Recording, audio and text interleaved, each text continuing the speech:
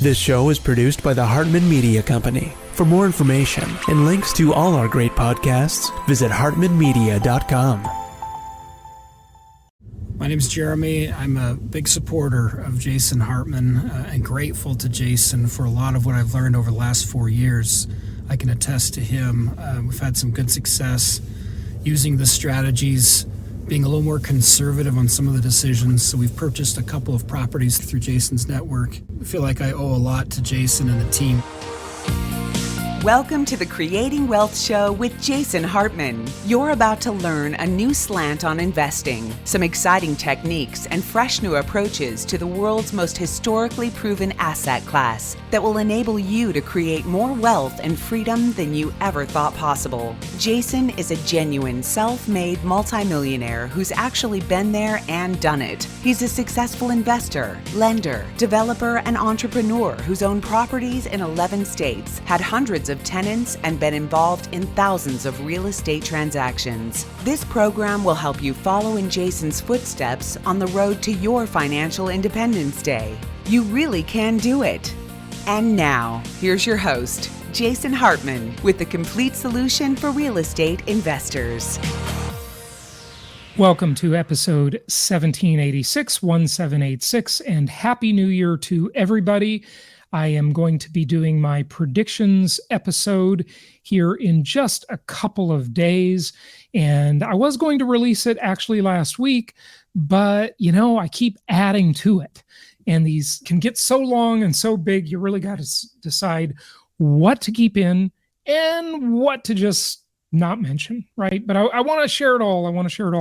And one of the things I'm going to do is I'm going to go back to some of my old recordings, some of my old YouTube videos from February and March of 2020, as I had predicted a whole bunch of things that came true.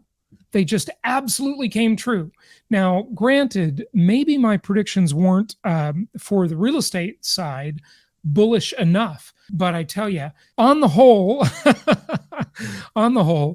everything really did come true.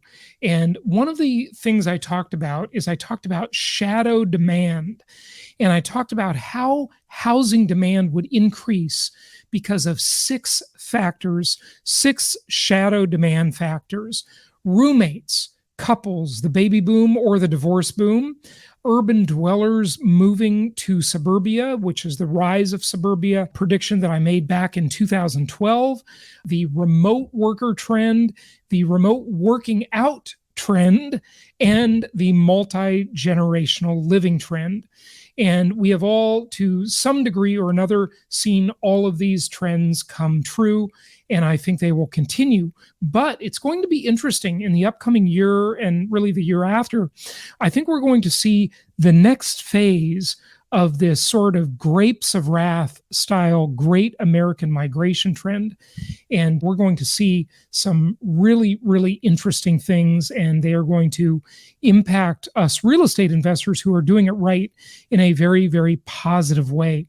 But some of the other highlights that I talked about before is I talked about supply demand shock. That has certainly come true. I talked about trickle up economics and the concentration of wealth, the Cantillon effect. As you know, I've talked a lot about Richard Cantillon, that economist.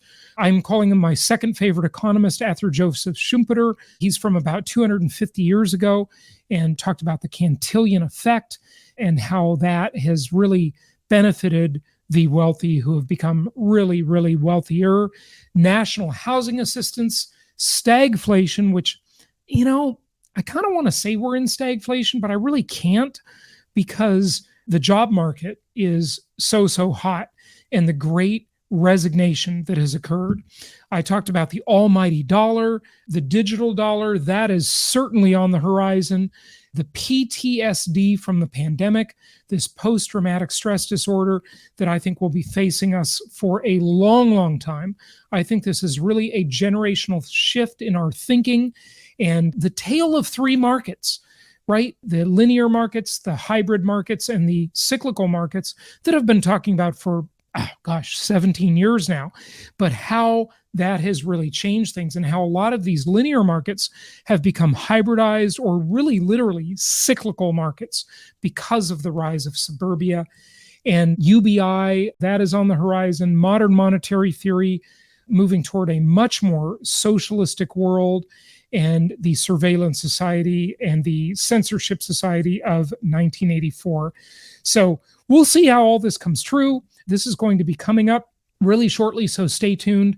But today we have my friend David Phelps with us to talk about his book, Own Your Freedom. And I think this will be really interesting. It's about sustainable wealth in a volatile world, the world in which we live. So we will dig into that today. But just remember something. As all of this craziness is playing out in the world, remember, as I've mentioned before, that symbol for crisis, which in the Chinese language is the same as the symbol for opportunity. And literally translated, it means crisis is an opportunity riding the dangerous wind. Crisis is an opportunity riding the dangerous wind. And that's what we're here for. We're here to help you navigate the crisis times in which we live and turn them into opportunity. Because as our clients, our investors, the people investing with us all around the country have seen in the past 18 months, the opportunity has been phenomenal.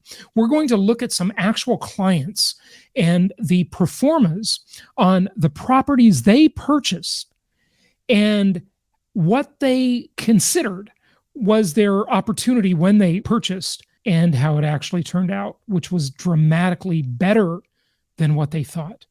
So right in times of crazy times of government control, of censorship, as I've said, COVID has checked all the boxes for the tyrannical dictators and the power-hungry elites. You know, Voltaire said, power corrupts and absolute power corrupts absolutely.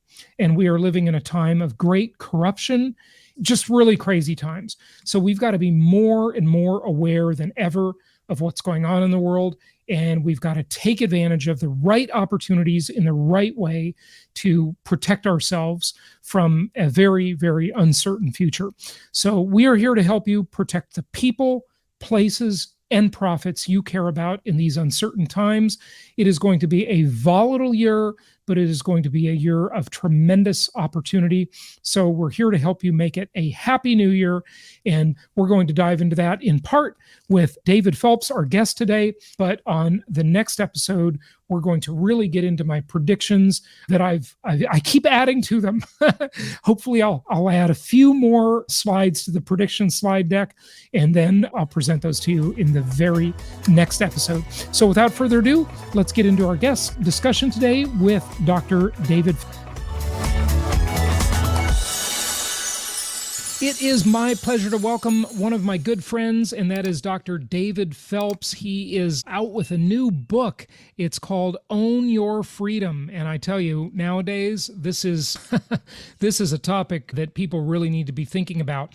The subtitle, Sustainable Wealth in a Volatile World. And it's just great to have him here. He's got Dan Kennedy, who wrote part of this, and the book is awesome. And I'm just glad to have David on to talk about it. David, welcome back. How are you? Jason, it's always good to be back. I'm doing great. Thanks for having me. It's good to have you. So, you know, we've had so many conversations over many, many years, and you've just done a great job with your business. And you've got this interesting specialty where you're helping dentists specifically really regain some financial freedom or gain some financial freedom so they're not a slave to their practices and, you know, becoming investors, investing in real estate, et cetera. So I'd love to hear more about that, but just give us a little bit of your background and how you came to where you are. Yeah, well, as a lot of us, Jason, I think we can look back at our roots, you know, when we were kids. And I know for myself, even though I grew up in a family that was a good family and provided for myself and my sisters, we had always a roof over our head. We had food on the table. We had clothes to wear. We weren't lacking, let me put it that way. But our parents were really good and they didn't give us stuff. And so if I wanted something better, and I'm talking about when I'm 10, 11, 12, 13, if I wanted a better bike, or I was starting to play tennis, if I wanted a better tennis racket or the cool shoes, right? Today I get to be Nike, Reebok, or whatever, Air Jordans, but whatever it was, the upgrade, my parents wouldn't get it for me. So I had to very quickly figure out, you know, how can I actually have some of my own independence? Now, not leaving the house, I was not ready to go out on my own, but actually, how could I have the stuff I wanted that my parents would say, no, just, use what you got? Well, I had to earn it. I had to go out and earn it. So, I did the typical stuff. I mowed lawns. I had a newspaper route. I sold cards on consignment door to door. So I was figuring out ways to make money so I could have my own freedom to spend it or invest it. Let's put it that way. I wasn't a spender. I was always investing in myself to upgrade my life or freedom, or have a bike that I could ride around town so I could be free. And then I took the safe and secure route, which is, I'm not demeaning education today, Jason, you wouldn't either, but the safe and secure route was what society says is like, well, the higher you go on the ladder of academia, whatever degrees you can obtain, whether it's MBAs, PhDs, or for me, it was a degree in dentistry. Well, that's your safety and security route, because you'll always have a job, and it'll be freedom, and sounded great to me, right?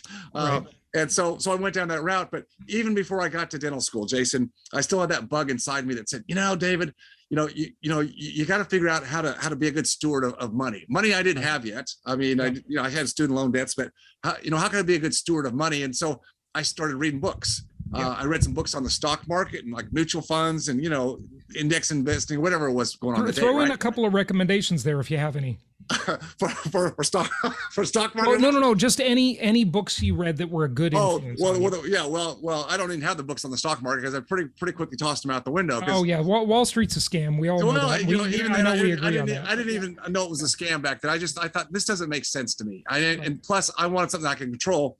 So I read. I thought I had it here, but it was a book by William Nickerson. We talked about Bill. Oh yeah, actually, we did. It's in my pile. So folks, Bill Nickerson is the original real estate guru right here. This guy, and I got this one autographed. There it is. Wow, you met him, huh? So there were some money here. So this book was several iterations, but it goes back to the late 50s and 60s. And so I read that book, and it just tangible assets, real estate. I thought this just makes sense.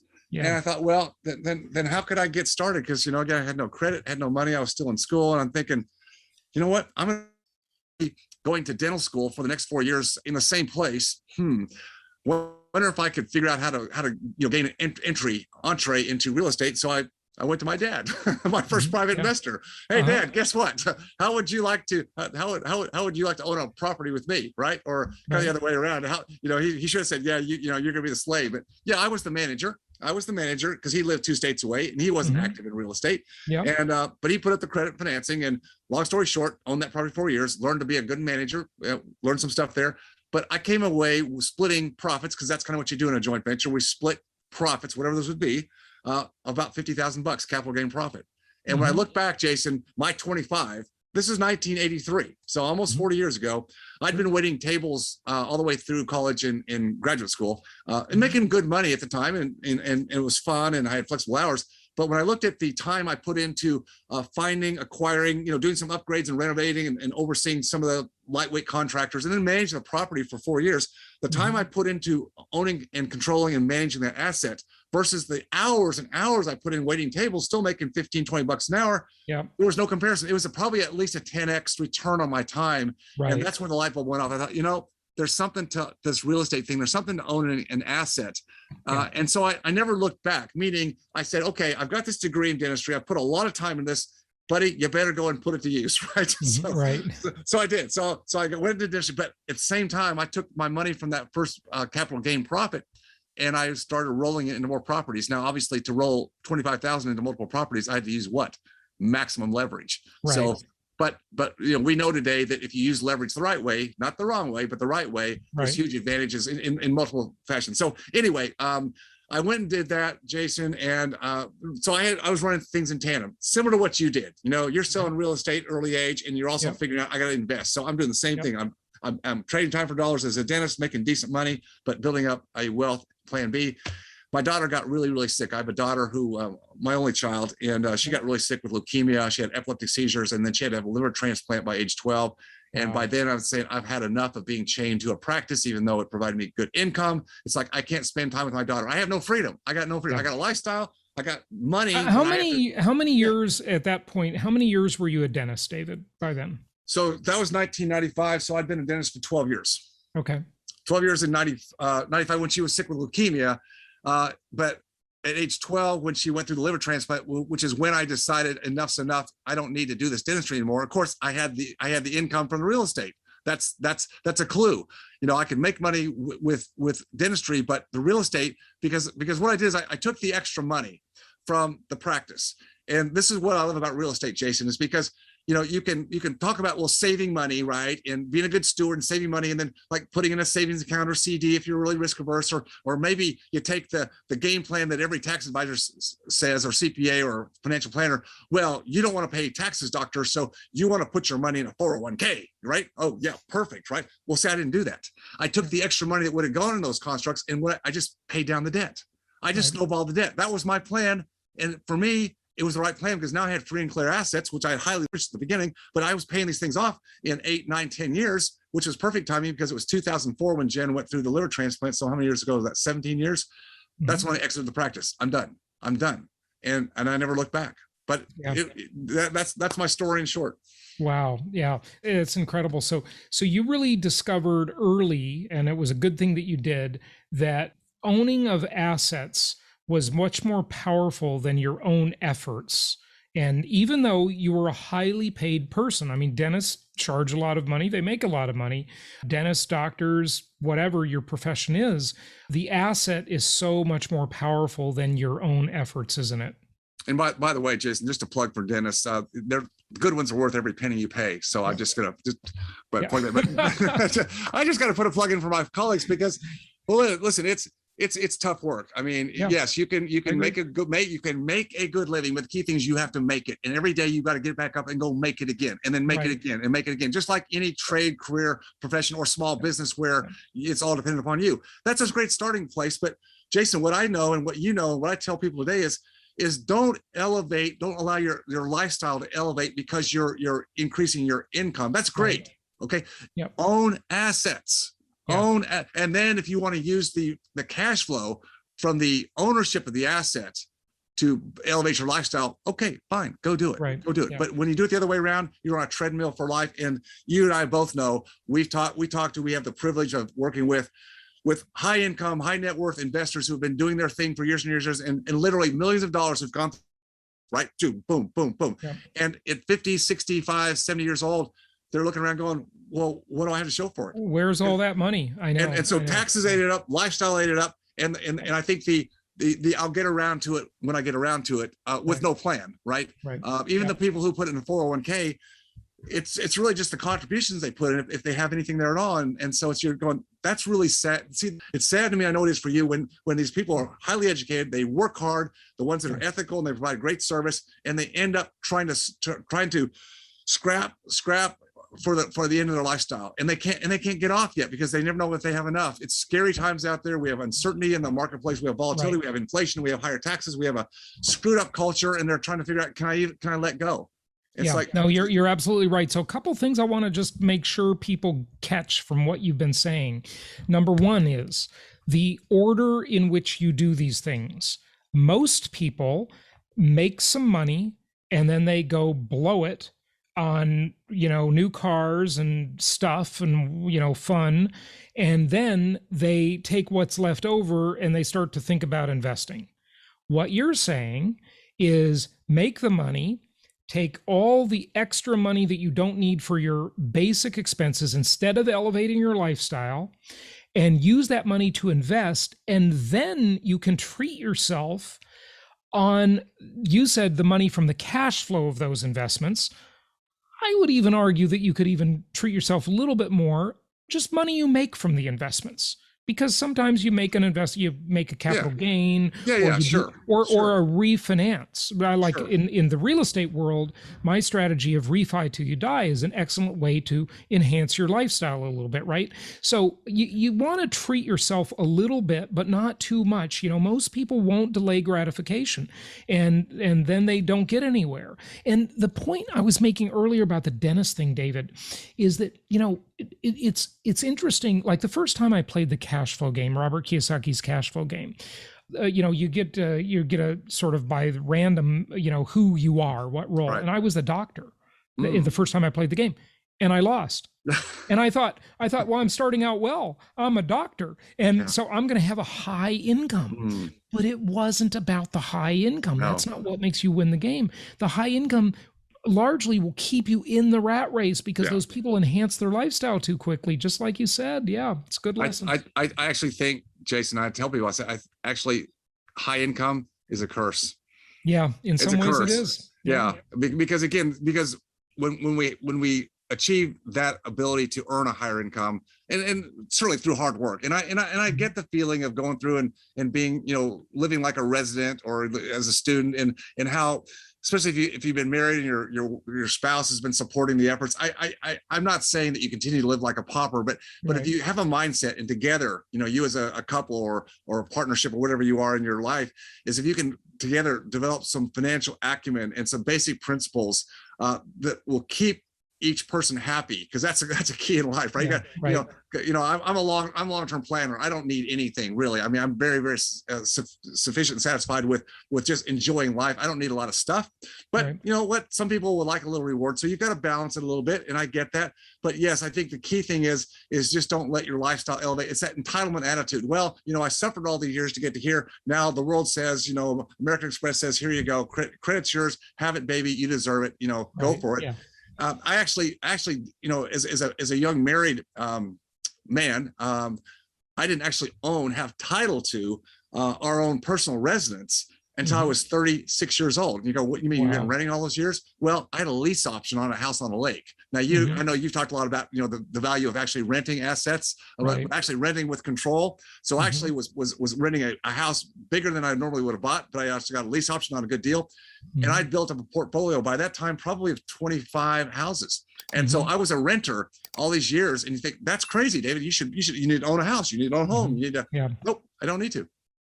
Yeah, right. Very interesting. Very interesting. Well, David, in your book, you talk a lot about, what's going on in the world today, which is very discouraging in many ways.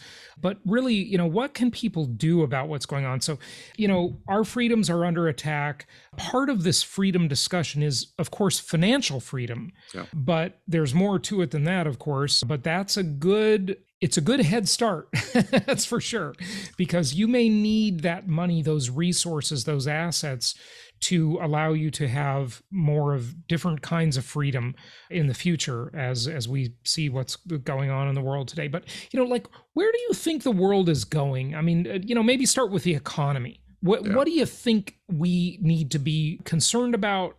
What can we do about it? Just on the economy subject, maybe. Yeah, well, I'll jump right into that in a second. I think where we both know, and a lot of people that we spend time with know, that is we're headed towards more centralized government, centralized planners, which is basically communism, socialism, Marxism, whatever name you want to put on it. That's where we're going. That's where the world's going. And so that's just never a good thing. That is not freedom. That's not freedom. That's people who think they know better than you do about your life and what's important to you. They're going to tell you what to do, where you live, where you go to school, what you learn, what you eat. I mean that's where the world and elitists would like to have us. So understanding but David, it's for our own good. It's for our own protection. They're absolutely looking out for our own good. Yeah, right. I mean, we can talk about that all day long, and I won't even go into the pandemic, but take it for what it is. It's all about control. Yep. And so, I'm not big enough, strong enough, wealthy enough. I'm not a George Soros, never will be one, where I can actually throw my weight around financially. But what I can do, Jason, and what other people can do is you've got to think about, how do you separate yourself from the dependency the government wants to place all under? Well, am I just waiting to get my Social Security check? Am I just waiting to get on Medicare?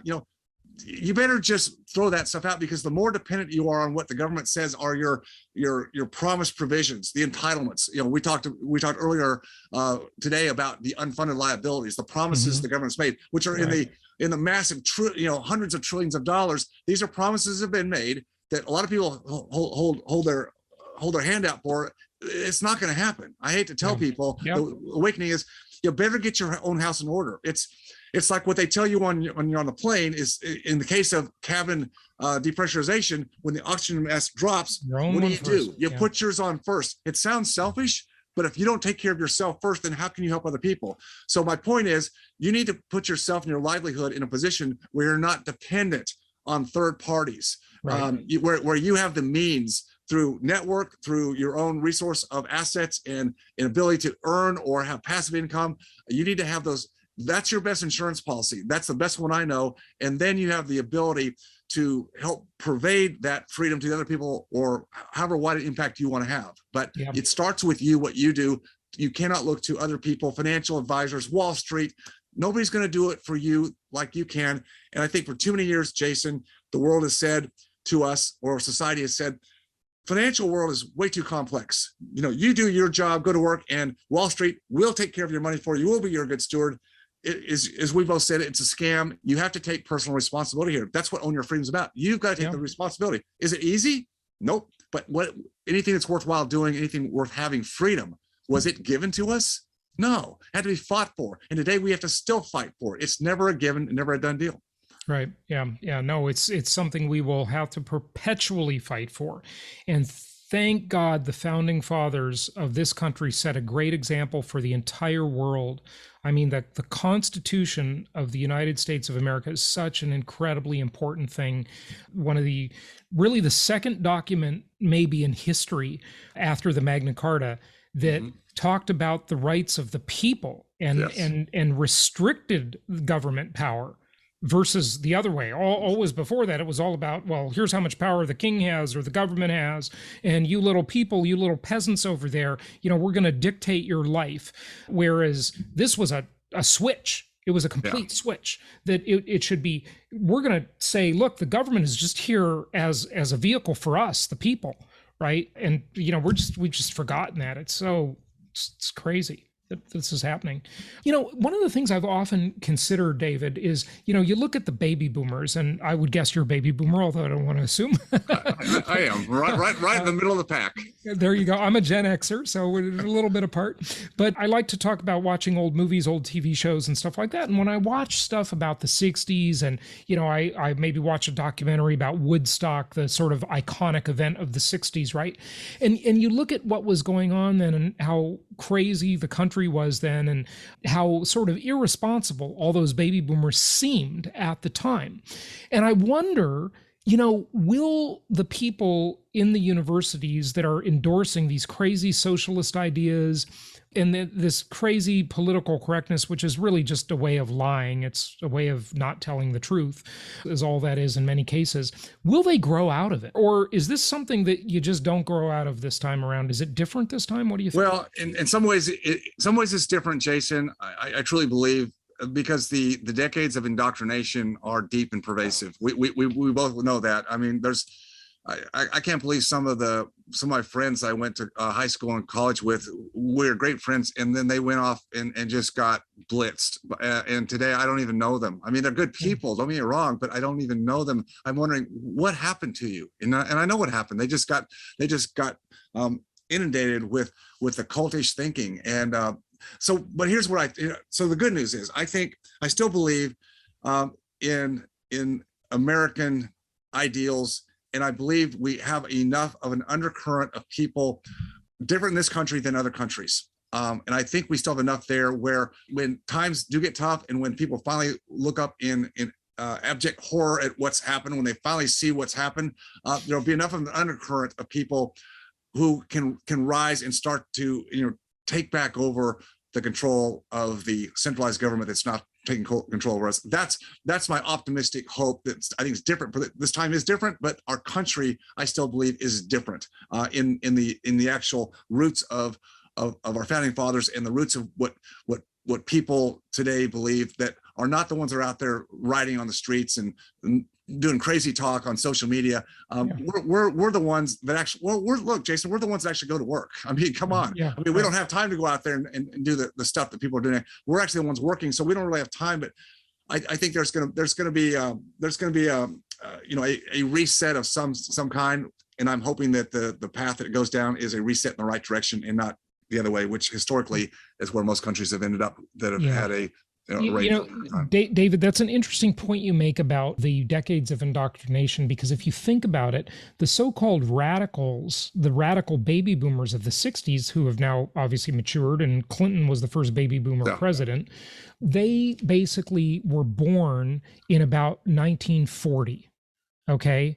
And so think about what they were growing up with and what they saw and how their parents influenced them. Their parents, were making babies in the Great Depression of the 30s, right? And into World War II. And they weren't indoctrinated with this stuff.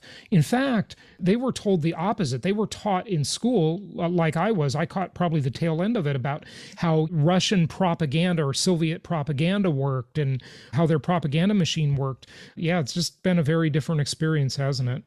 Yeah, totally. And again, I don't mean to go super deep on politics here, although you and I on the side can always do that all day long. But it is an agenda. It's an agenda, and I just, without saying more, I hope people listening today, well, whether you believe it or not, I just be open, be more discerning about what you take in today in the media and the sound bites in this, because it is all an agenda, and if you're not getting accurate information, as Napoleon Hill would say, then you're going to be subject to thinking in a perverse and incorrect way about not just the country as a whole and freedom, but your own life and your own legacy and the people you care about. I know everybody listening today cares deeply about their family and loved ones, and if you do, then I think you owe it to yourself and to them to do a deeper dive if you're not sold on where Jason and I think things are going. Anyway, I'll stop there. David, I just do want to ask you before we wrap it up about a couple things in your book. Okay. Yes. So I'm looking at the book here and I like these chapter titles. Okay. So, principle number 1, your freedom number. I assume that's the financial freedom number. That's the financial freedom number. Basically a goal, right? Yeah. It's where your passive income without your direct participation meets, or better yet exceeds your lifestyle burn rate. Let's just put it that way. Yep. Yeah. Good stuff. Okay. The evolution of a free person. Yeah. Tell us about that.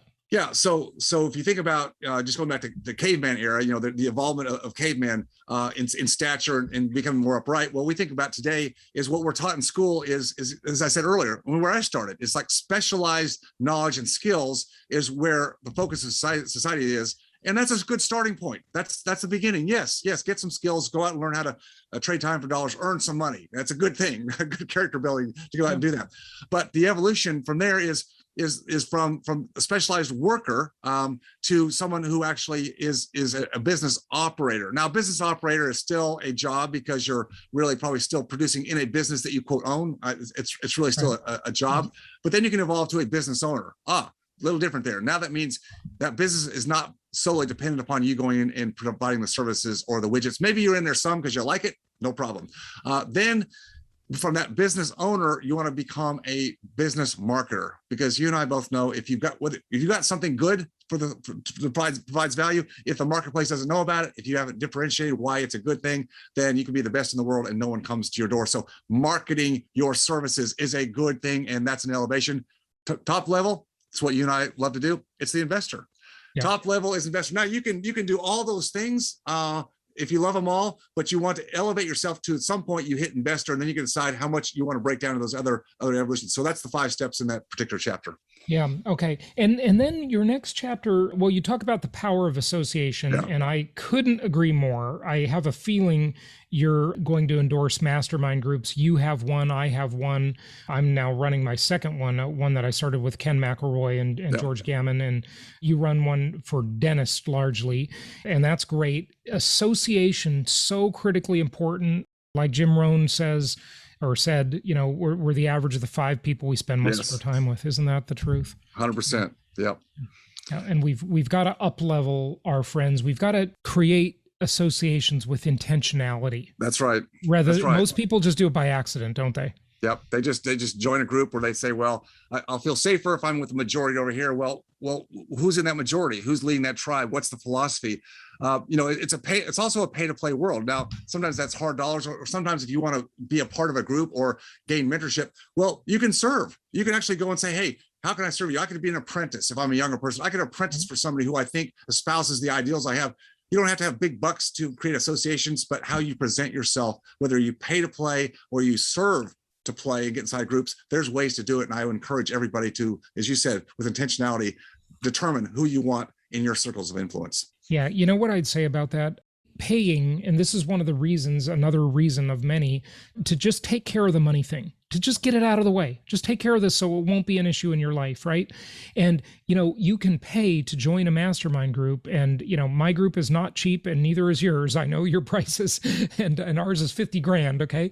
But you instantly, by doing that, you instantly up-level your associations. I mean, you can do it yourself and you can do this methodically and it'll just take longer, but you can do it without paying. But if you just pay the admission, you just instantaneously get there. It's just a shortcut. That's all. Because it separates the caliber of the people. And there's nothing wrong with starting with where you are, not a thing at all. But when you can up level, as you said, that's going to change the caliber of the people, because I never want to be the smartest one in the room. And that's usually never a problem. But I truly, I want to be with people that have different experiences, have gone different. That's where I want to be, where I can learn. Yes, I want to contribute my experiences, but I want people there that can also up level me. And that's where you want to be. Yeah. What is the mind of money, David? The mind of money, money moves. Money moves. A quick example is, we know the government has all kinds of social and tax incentives to try to force money, to different sectors of the economy. Well, the great fight against poverty, go back to LBJ. You try to take money from one group that produces it, try to shove it over here where people are irresponsible. I'm not saying that there's not people that need help, but I'm just saying in general, to try to force money into the hands of people who don't know what to do with it. It's like the lottery winner. It doesn't win work. The lottery, it's like, where's that money a year later? If they never earned it, it's gone. Yeah.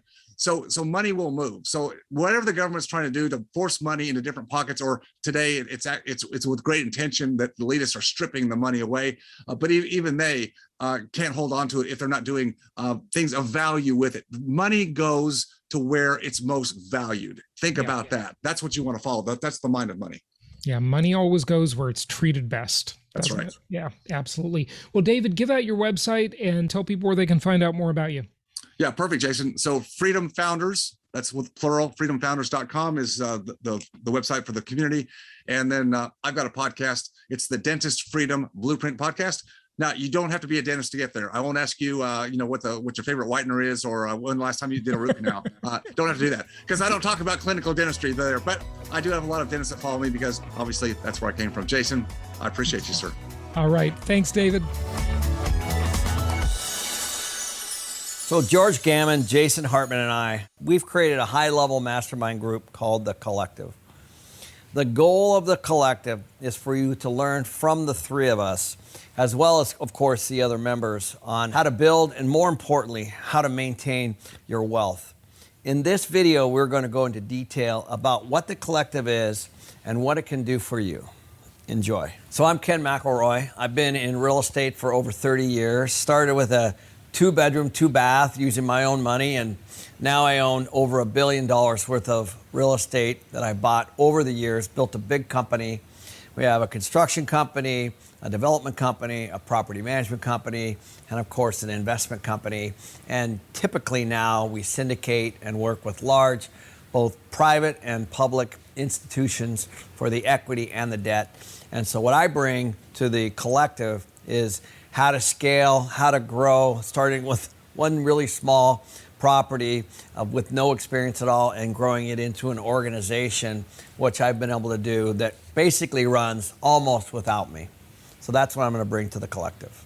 We decided to start the collective because, one, I met George Gammon, and George brings a very interesting perspective about the economy and the Fed and the way money works and Bitcoin and alternative types of investments, which quite honestly, I was super focused on real estate almost the entire time. And even I want to be a little bit more diverse. So when I talk to George and to Jason, they're always doing very, very different things on the investment side. Jason specifically is more focused on the single family housing and what's going on in that market, so that we could collaborate and have different viewpoints on different things. And so that's why I thought the collective would be good, because I think everybody's kind of searching for the same kinds of answers. So the collective means to me, basically, the collective group, the whole. And I've always been a big believer of team and collaboration. So for me, it really means collaboration, of everyone kind of coming into a room and learning from each other based on their individual highs and their individual lows, and to be very, very respectful of all their independent views on things and to be more open-minded, transparent, and authentic. So I cannot wait for the group to get together each and every quarter, because we all have very different walks of life that we're going through. And so it's very, very cool to get into one room with like-minded people.